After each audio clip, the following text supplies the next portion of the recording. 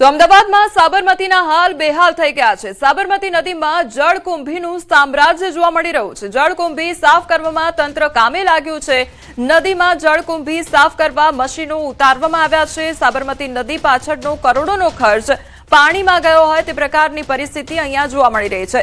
તો સાબરમતી નદીના હાલ બેહાલ થયા છે। એક તરફ જળકુંભી જોવા મળી રહી છે, તેની સાફ સફાઈ કરવા માટે તંત્ર કામે લાગી ગયું છે। તો સાબરમતી નદી પાછળનો જે કરોડોનો ખર્ચ થતો હોય છે, જે સફાઈના નામે ખર્ચ કરવામાં આવતો હોય છે, તે પાણીમાં ગયો હોય તેવું લાગી રહ્યું છે। અમદાવાદની સાબરમતી નદીમાં લીલું સામ્રાજ્ય જોવા મળી રહ્યું છે। અમદાવાદની સાબરમતી નદીમાં ઉપરવાસમાંથી જે પાણી છોડવામાં આવી રહ્યું છે, તેમાં લીલી વેલ જોવા મળી રહી છે, જેને જળકુંભી કહેવામાં આવે છે।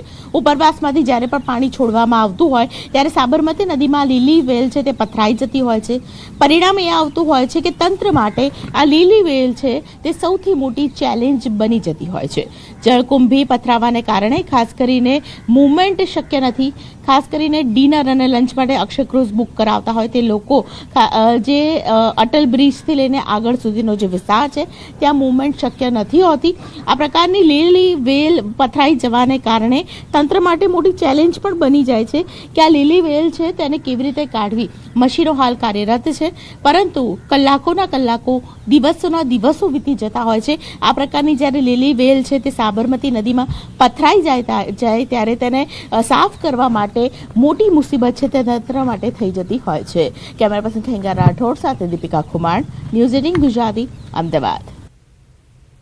તો સાબરમતી નદીના હાલ બેહાલ થયા છે। એક તરફ સાબરમતી નદીમાં જ્યાં નજર કરો ત્યાં ફીણ જેવું જોવા મળી રહ્યું છે, ફીણના ગોટે ગોટા નજરે પડી રહ્યા છે। તો બીજી તરફ સાબરમતી નદીમાં જળકુંભીનું સામ્રાજ્ય જોવા મળી રહ્યું છે। જળકુંભી હટાવવા માટે તંત્ર કામે લાગ્યું છે, સફાઈ કરવામાં આવી રહી છે। તો બીજી તરફ જે ફીણના ગોટા દેખાયા છે તેને લઈને પણ હવે તંત્ર તરફથી તપાસ કરવામાં આવી રહી છે। જો કોઈ શંકાસ્પદ જણાશે તો તેને લઈને કાર્યવાહી પણ કરવામાં આવશે, તેવી પણ તેમના દ્વારા સ્પષ્ટતા કરવામાં આવી છે।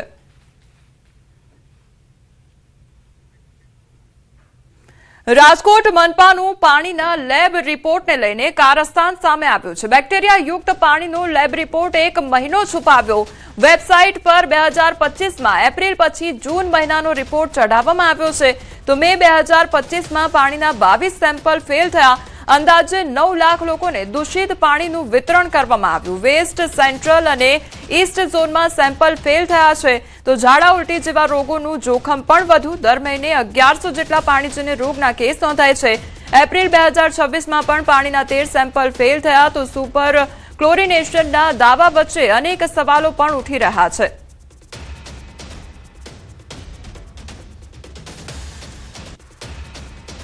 તો પાણીના રિપોર્ટ મોડા જાહેર કરવાનો આ મામલો સામે આવ્યો છે। વોટર વર્ક્સ વિભાગના અધિકારીઓનું નિવેદન પણ સામે આવ્યું છે। રીસેમ્પલિંગને કારણે મોડો રિપોર્ટ જાહેર કરાયો। મે જૂનના 7228 પાણીના સેમ્પલ લેવામાં આવ્યા હતા। 262 બેક્ટેરિયોલોજીકલ સેમ્પલમાંથી 3 સેમ્પલ ફેલ, ત્યારે અક્ષરનગર, અમિતનગર અને કૈલાશધારા સોસાયટીના સેમ્પલ ફેલ થયા છે। લાઇન રિપેરિંગ બાદ ફરીથી સેમ્પલિંગ કરવામાં આવ્યું। તો રીસેમ્પલિંગ પૂર્ણ થતા રિપોર્ટ જાહેર કરવામાં આવ્યો છે તેવું નિવેદન આપવામાં આવ્યું। આ જે સેમ્પલ છે એ 30/5/7/6/20/6 ના હતા। તે પછી રિપેરિંગ થઈ ગયા પછી પાછા રીસેમ્પલ કરવામાં આવતા હોય છે, અને એ રીસેમ્પલ થઈ ગયા પછીની પ્રક્રિયા પાછી હાથ ધરી કે ભાઈ ટેસ્ટ ઓકે આવી ગયું છે, તે પછી અમે પ્રસિદ્ધ કરતા હોઈએ છીએ। એટલે મોડો પ્રસિદ્ધ કરવાનો કે એવો કોઈ ઉદ્દેશ નથી। સુરત ભાજપમાં ખુલ્લેઆમ જૂથવાદ, તેને લઈને અનેક સવાલો ઉદ્ભવી રહ્યા છે। એમએલએની ઓફિસમાં તડાફડી અને એમએલએ કાંતિ બલટની ઓફિસમાં જ બબાલ સર્જાઈ। ટીપી કમિટીના ચેરમેન અને મહિલા કોર્પોરેટરના પતિ વચ્ચે મારામારી થઈ ગઈ। કાંતિ બલટની ઓફિસમાં મળેલી બેઠકમાં મારામારી થઈ। ભાજપના જ 2 આગેવાનો વચ્ચે ઉગ્ર બોલાચાલી થઈ ગઈ। મામલો ઉગ્ર બનતા એમએલએની હાજરીમાં હુમલો કરવામાં આવ્યો। હાજર નેતાઓ અને કાર્યકરોમાં ભારે દોડધામ મચી ગઈ। તો ઘટનાને પગલે ભાજપના આંતરિક સંકલન અને નેતાઓ વચ્ચે સંબંધોને લઈને અનેક સવાલો ઉભા થયા છે। વોર્ડ નંબર 5ની સમસ્યાને લઈને બબાલ સર્જાઈ અને ભાતનીવાડી સોસાયટીના પ્રશ્ને ધમાલ થઈ ગઈ। વિવિધ પ્રશ્ને સ્થાનિકો ધારાસભ્યોને મળ્યા હતા। ધારાસભ્યે 4 કોર્પોરેટરને પણ બોલાવ્યા હતા। તો મહિલા કોર્પોરેટર જયશ્રી વોરાના પતિ મનહર વોરાએ રોષ ઠાલવ્યો। ટીપી કમિટીના અધ્યક્ષ મહેન્દ્ર દેસાઈ સામે ખુલ્લેઆમ અસંતોષ વ્યક્ત કર્યો। મનહર વોરાએ આરોપ મૂક્યો કે વોર્ડમાં યોજાતા અનેક સરકારી અને જાહેર કાર્યક્રમોમાં અન્ય ચૂંટાયેલા પ્રતિનિધિઓને યોગ્ય સ્થાન આપવામાં આવતું નથી તેમજ વિકાસ કાર્યોમાં સંકલનના અભાવને કારણે કાર્યકરોમાં પણ અસંતોષ વધી રહ્યો છે. આ આક્ષેપો બાદ મહેન્દ્ર દેસાઈએ પણ તેનો કડક વિરોધ કર્યો હતો. બંને વચ્ચે શરૂઆતમાં તીવ્ર શબ્દ યુદ્ધ શરૂ થયું હતું, પરંતુ થોડા જ સમયમાં વાત ઉગ્ર સ્વરૂપ ધારણ કરી ગઈ હતી અને બંને એકબીજા સામે આક્રમક બનતા ઓફિસમાં જ ધક્કા મૂકી અને છૂટા હાથની મારામારી થઈ હતી. તો ધારાસભ્ય કાંતિ બલરની હાજરીમાં બનેલી આ ઘટનાથી કાર્યાલયમાં હાજર અન્ય કોર્પોરેટરો અને કાર્યકરો પણ ક્ષણભર માટે સ્તબ્ધ બની ગયા હતા. પરિસ્થિતિ વધુ વણસે તે પહેલા ધારાસભ્ય સહિત અન્ય આગેવાનો વચ્ચે પડ્યા હતા અને ભારે જહેમત બાદ બંનેને અલગ કરીને મામલો શાંત પાડ્યો હતો. એ બારામાં પછી એ લોકો ગયા પાતનીવાડીવાળા સોસાયટીવાળા, પછી આ લોકો ચર્ચામાં બેઠા કે તમે મને ફોન નથી કરતા એટલે કે તું સોસાયટીની મુલાકાત જાય તો મને ફોન કર્યો કે તમે ક્યાં અમને બોલાવો છો. હવે એ રીતેમાં ઝપાઝપી થઈ ગઈ. કોની વચ્ચે? મનોહરભાઈ વોરા અને મહેન્દ્રભાઈ દેસાઈ. સર, આ યોગ્ય લાગે આવી રીતે? યોગ્ય નહીં, વાતચીતથી જ આ પ્રશ્ન હલ કરવો જોઈએ, પણ એ વાતમાં બોલાચાલી થઈ ગઈ અને મારામારી પ્રવૃત્તિ આવેલી.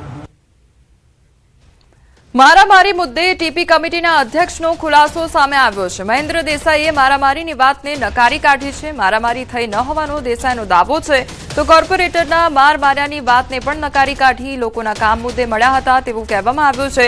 પદાધિકારીઓ કોર્પોરેટરો મળ્યા હતા, કોઈ બાબતને લઈને ઉગ્ર બોલાચાલી થઈ, કોઈ પણ પ્રકારની મારામારી થઈ નથી તેવું કહેવામાં આવ્યું છે. તો કોર્પોરેટરને માર માર્યો તે એકદમ ખોટી વાત છે. માર માર્યાની વાત ઉપજાવી કાઢેલી છે તેવી વાત પણ કરવામાં આવી. નોર્મલ પાર્ટીના ફોર્મેટ પ્રમાણે અમે લોકો રેગ્યુલર પદાધિકારીઓને કોર્પોરેટરો મળતા હોઈએ છીએ. એ રીતે મળ્યા હતા અને કોઈ બાબતને લઈને ખાલી અમારે એક ઉગ્ર બોલાચાલી થઈ છે. કોઈ પ્રકારની મારામારી કે એવું નથી થયું. મહિલા કોર્પોરેટર પર હાથ લેવાનો છે? ના, એ એકદમ ખોટી વાત છે. કદાચ એ ઉપજાવી કાઢેલી વાત હોય એવું હું બિલકુલ કહી શકું. ગાંધીનગરના પીડારડા ગામ પાસે ગોઝારો અકસ્માત સર્જાયો છે. ટ્રક ઢોળાવમાં રિક્ષા પર પડ્યો અને રિક્ષામાં સવાર 2 લોકોના મોત નીપજ્યા છે. એક વ્યક્તિને સારવાર માટે હોસ્પિટલમાં ખસેડવામાં આવ્યો છે, તો ટ્રકમાં લોખંડના એંગલ ભરેલા હોવાથી ટ્રક નમી પડતા અકસ્માત સર્જાયો હતો. અકસ્માત બાદ પેથાપુર પોલીસ ઘટનાસ્થળે પહોંચી આગળની કાર્યવાહી હાથ ધરી છે. તો ગાંધીનગરની આ ઘટના સામે આવી છે કે જ્યાં ગોઝારો અકસ્માત સર્જાયો છે, તો ટ્રક નમી પડતા જે રિક્ષામાં સવાર 2 લોકો હતા તેનું મોત નીપજ્યું છે. સંવાદદાતા ગીતા અમારી સાથે જોડાઈ ગયા છે. ગીતા, અકસ્માતની આ ઘટના સામે આવી છે, શું અપડેટ? જી, ગાંધીનગરમાં ક્યાંક ઉબડ-ખાબડ રોડ રસ્તા અને ક્યાંક ઓવરલોડ વાહનો તો ક્યાંક ઝડપી વાહન ચલાવવાના કારણે અકસ્માતની સંખ્યાઓ છેલ્લા ઘણા સમયથી વધી છે. હાલ ગાંધીનગરના પીડારડા ગામ પાસે એક ગમખ્વાર અકસ્માતની ઘટના બની છે. મૂળભૂત રીતે આઈશર એક ટ્રક હતી જે ઓવર સ્પીડમાં જઈ રહી હતી અને ઢોળાવમાં પસાર થવા જતા એક રિક્ષા ઉપર પડતા રિક્ષામાં બેઠેલા 2 લોકોના મૃત્યુ થયા છે, જ્યારે અન્ય એક વ્યક્તિને ગંભીર ઇજાઓ પહોંચતા 108 એમ્બ્યુલન્સ મારફતે તેને હોસ્પિટલમાં ખસેડાયા છે. ઉલ્લેખનીય છે કે ટ્રકમાં લોખંડના એંગલ ભરેલા હોવાથી સ્પીડ દરમિયાન અને ઢોળાવ દરમિયાન ટ્રક નમી પડતા આ સમગ્ર અકસ્માત સર્જાયો છે અને અકસ્માત બાદ હાલ પેથાપુર પોલીસ ઘટના સ્થળે પહોંચી છે અને આગળની કાર્યવાહી તેઓએ હાથ ધરી છે. જી ગીતા, સમગ્ર માહિતી બદલ આપનો આભાર. સેલવાસમાં યુવતીની હત્યાનો મામલો સામે આવ્યો છે. સુટકેસમાંથી સડેલી હાલતમાં યુવતીનો મૃતદેહ મળી આવ્યો. તો દાન હોટલની પાછળ એક બંધ મકાનના બાથરૂમમાંથી મળી આવી સુટકેસ. ભાડુઆત 2 મહિના સુધી નહીં દેખાતા મકાન માલિકને શંકા ગઈ હતી. મકાનમાંથી અત્યંત દુર્ગંધ આવતી હોવાથી મકાન માલિકે તાળું તોડી તપાસ કરી હતી. તો તપાસ કરતા બાથરૂમમાં પડેલી એક સુટકેસમાં સડી ગયેલી હાલતમાં એક યુવતીનો મૃતદેહ મળી આવ્યો. તો સેલવાસ પોલીસ અને ફોરેન્સિક ટીમોએ હાથ ધરી છે વધુ તપાસ. મૃતક યુવતી મૂળ બિહારના નવાદાની જ્યોતિ કુમારી હોવાની ચર્ચા થઈ રહી છે. તો પોલીસે ફરાર ભાડુઆત અને મૃતકના મોતનું સાચું કારણ જાણવા તપાસ હાથ ધરી છે. સુટકેસમાં યુવતીનો મૃતદેહ મળતા જ સમગ્ર પંથકમાં ચકચાર મચી ગઈ છે. સંવાદદાતા ભરત અમારી સાથે જોડાઈ ગયા છે. ભરત, યુવતીનો મૃતદેહ મળી આવ્યો છે, આખી ઘટનામાં કેવી રીતે તપાસ હવે કરવામાં આવી રહી છે? જી બિલકુલ, આ સનસનીખેજ ઘટનામાં અત્યારે સેલવાસ પોલીસની સાથે એફએસએલની ટીમ પણ તપાસમાં લાગી છે અને જે મૃતદેહ છે તેની જે ઓળખ પણ થઈ ચૂકી છે. જોકે જે ઘરમાંથી આ મૃતદેહ મળ્યો છે તે ઘરમાં રહેતો એક ભાડુઆત છે. છેલ્લા 2 મહિનાથી ઘરથી ફરાર છે. આથી મકાન માલિકને શંકા જતા તેઓ મકાનમાંથી દુર્ગંધ આવતા તેઓએ શંકા જતા મકાનમાં તાળું તોડી અને અંદર તપાસતા જે બાથરૂમ છે એની અંદર આ સુટકેસમાં આ યુવતીનો મૃતદેહ મળ્યો હતો. આથી તેઓએ પોલીસને જાણ કરી હતી. અત્રે પોલીસ અને આસપાસના વિસ્તારના જે લોકો છે તેમની પૂછપરછ કરી અને જે ભાડુઆત છે એના અંગે જાણ મેળવવા માટે પ્રયાસો હાથ ધર્યા છે. આ યુવતીની અત્યારે ઓળખ થઈ હોવાનું અત્યારે ચર્ચાઈ રહ્યું છે. જોકે પોલીસ આ મામલે ઊંડાણપૂર્વક તપાસ હાથ ધરી છે ને મોતનું સાચું કારણ જાણવા માટે પોલીસે FSLની પણ મદદ લીધી છે. જી ભરતસિંહ, સમગ્ર માહિતી બદલ આપનો આભાર. બનાસકાંઠામાં નાસ્તાની લારી પર તલવારથી હુમલો કરવામાં આવ્યો છે. પાલનપુરના ટેલિફોન એક્સચેન્જ વિસ્તારમાં મારામારીની આ ઘટના સામે આવી છે. દાબેલીની લારી પર કામ કરતા 2 યુવકો પર રિક્ષા ચાલકે તલવાર વડે હુમલો કર્યાનો આક્ષેપ થઈ રહ્યો છે. હુમલા દરમિયાન આસપાસના લોકો દોડી આવતા હુમલાખોર સ્થળ પરથી ફરાર થઈ ગયા. તો ઈજાગ્રસ્ત બંને યુવકોને સ્થાનિક વેપારીઓએ સારવાર માટે પાલનપુર સિવિલ હોસ્પિટલ ખસેડ્યા. ઘટનાને પગલે હોસ્પિટલ ખાતે લોકોના ટોળે ટોળા ઉમટી ગયા હતા. આરોપી સામે કડક કાયદેસરની કાર્યવાહી કરવાની માંગ ઉઠી છે. હુમલા